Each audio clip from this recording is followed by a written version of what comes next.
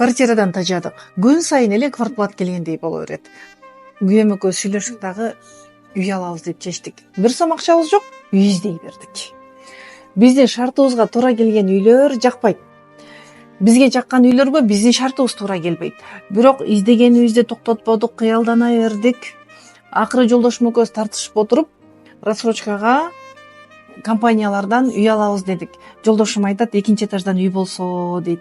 Мен айтам, жок дегенде 4-этаж болсо дейм. Балдарым айтат, бийигирээк болсо 6-этаж болсо экен дейт. Анан менде дагы мындай кыял болду. Үй алсак, үйдүн жанындагы жол түз балдарымды мектепке алып барган үй болсо дейм.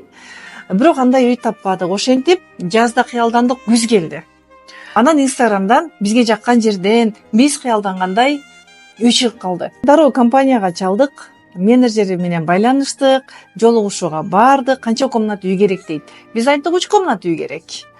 Анан директор менен жолугуп биздин шартыбызды айтты. Айтмакчы, 6 ай ичинде бизде $10,000 акча болду. Ага чейин биз $10,000 акча иштеген эмеспиз. Бирок биз катуу каалагандыктан, катуу үй издегендиктен, акчабыз жок болсо дагы үйлөрдү тандап, жок бул жакпайт бизге, бул болбойт деп улам издегенди токтотподук.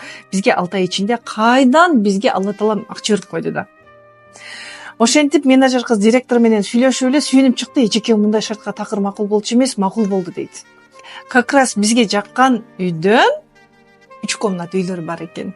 Тандаңыздар дейт. 2-этажда үй бар, 4-этажда, анан 6-этажда бар дейт.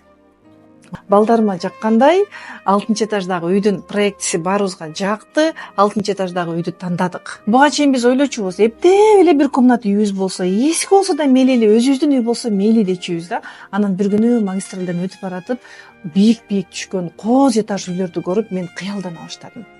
Кыялдар максатка жеткирерин түшүндүм да. Эми кыялдар максатка жетүү үчүн биринчи адамдын ички абалы дурус болуш керек экен. Жана ниетти туура коюш керек экен. Ниетиңди оңдоо үчүн сенин ичиң чытырман, токой, негатив ойлорго толгон болсо, эч убакта сен ниетиңе жетпейсиң. Бул биздин динибизде да айтылат. Таарынычы көп адамдын дуасы кабыл болбойт дейт. Биринчи таарынычтардан арылыңыз жана туура ниет коюңуз. Өмүрүңүздү Алла Таалага тапшырып жашаганды үйрөнүңүз. Мен Турсунай Керимбековна Карым катнаш академиясынан ислам чегиндеги психологияны окудум. Билимдерим сизге дагы төмөнкү вибрациядан, төмөнкү абалдан чыгууга жардам берет. Ички дүйнөңүздү оңдоңуз. Эгер кантип десеңиз, анда менин курсума жазылыңыз. Номериңизди калтырыңыз же шилтеме аркылуу кириңиз. Интим гимнастика, йога, психология жана башка көптөгөн бонус сабактар.